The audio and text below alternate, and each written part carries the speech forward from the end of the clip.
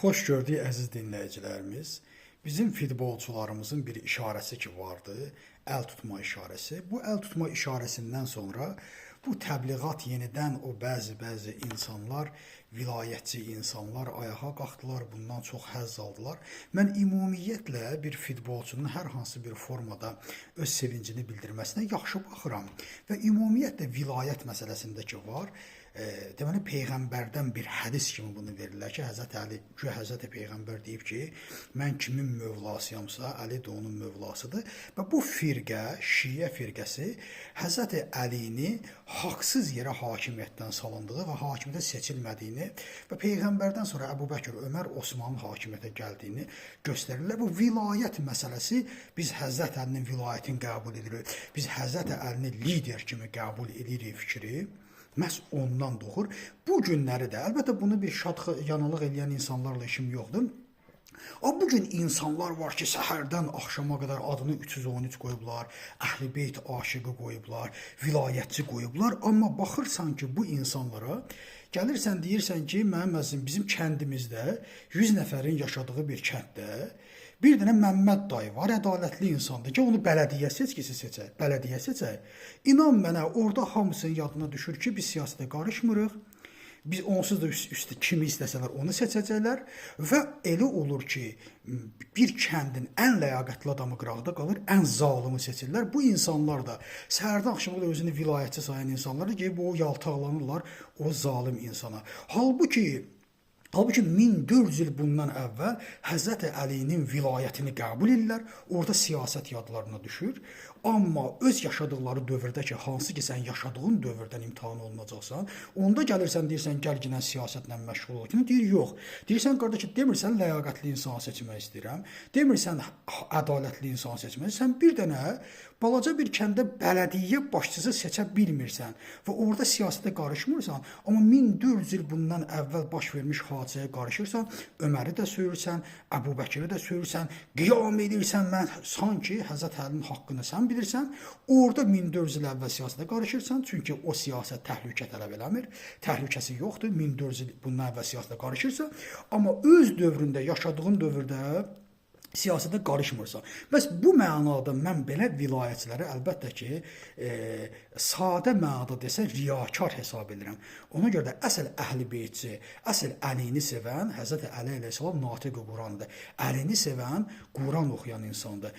İmaməti sevən, savadlı insandır. Bütün imamət hamısı şəhid olublar. Niyə görə şəhid olublar? Çünki haqqı müdafiə ediblər, çünki haqqı sona qədər gediblər və haqlının yanında olublar. Bu mənada həmişə zalim insanlar onları öldürüblər.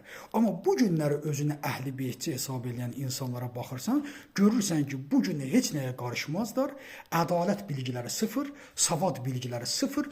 Yalnız və yalnız İranın ruh porluğu ilə verilən kəlmələrlə ancaq dini bir yazıda, bir sözdə saxlayırlar. Biri bura tatuirovka vurur, Zülfüqar şəklini elə fikirləşir. O daha Əlinin vuran Əlidir. Biri adını Əhl-i Beyt yazır, elə fikirləşir ki, o Əhl-i Beytə layiqdir. Biri ağzına nə gəldi, 313 yazır, elə bilir ki, o 313 dəstəsindədir. Xeyr, mənim əzizlərim, din, Allahın dini Allahın ləyaqət sahiblərinə aiddir. Yəni, savadlı insanlara, haqqı müdafiə edən insanlara, haqqın arxasıca gedən insanlar, bəli, əsl Əhl-i Beytçidir, əsl Peyğəmbəri sevəndir, əsl Allahı sevəndir. Amma yazılarla, şüarlarla din olmur. Baxırsan bu insanlara və bildirirsən ki, qardaş, sən haqqı necə tanıyırsan, görürsən ki, bunların haqq məsələsi də, məzhəb məsələsi də hamısı İrana, hansısa Xamneylərə bağlıdır. Xamneyi bu günləri deyə bilir ki, Netanyahu alçaqdır, zalimdir, hamı deyir zalimdir, alçaqdır, amma gəlib Rusiyaya keçdikdə isə ondan daha zalim olan Putinin arxasında dururlar, Putini müdafiə edirlər. Ona görə də mənim məzlərim ədalət və haqqın tərəfdarı gərək savadlı ola, haqqın tərəfdarı gərək ədaləti təmsil ilə, ədalətin yanında ola, haqqın yanında ola. Yoxsa boş-boş şüarlarla, boş-boş vilayət əlləri qaldırmaqla olmur. Bu bir şuardır və bundan o tərəfə getməyəcək. Həzrət Əli əleyhissalam və Əhl-i Beyt aşiqliyi ondadır ki, gərək sən haqqı müdafiə edəsən, gərək sən ayıq olasan, gərək sən savadlı olasan. Necə ki İmam Sadiq əleyhissalam deyirdi ki, mənim şiyələrim ayıqdılar, ağıllıdılar. Amma bu günlərə əgər bizim şiyələrimiz, özünü şiyə hesab edən insanlar bu gün sadə məkirləri görə bilmirlərsə, 1400 il bundan əvvəlki Həzrət Əlinin vilayətini qəbul edib onun Osmanlı, Öməri söyürlər, orada siyasətə qarışırlar. Amma çağırırsan bu müasir dövrdə ki, ay kişi, gəl siyasətə qarışın, deyir, yox, mən siyasətə qarışmıram, bunlar hamısı hilədir, bunlar hamısı qurmadır, mən qarışmıram. Bu dövrdə özü zalimin ətrafında yaşamağa hazırdır, amma 1400 il bundan əvvəlki Həzrət Əlinin müdafiədir. Ona görə bu insanlar riyakardırlar, ona görə mənim əzizlərim, mən daha çox əliyçiyəm, daha çox imamçıyam, çünki Allahın kitabı ilə gedirəm və Allahın kitabına tabi oluram. Hər hansı bir oradan buradan ruporluq eləyənlərə tabi olmuram. Mənim üçün zalim hər yerdə zalimdir. Mənim üçün Netanyahu da zalimdir, ona zalim deyə bilirəm. Mən Putinə də zalim deyə bilirəm. Amma sizlər isə özünüzə şiə deyirsiniz, buradan Netanyahunu söyürsünüz, amma Putini az qala imama çevirmişsiniz. Yuxarıda həm də şəriətinin, o böyük şəriətinin o gözəl kəlamlarını paylaşıram. İnşallah onu da oxuyun və ibrət dərsi alın. Təşəkkür edirəm diqqətinizə görə.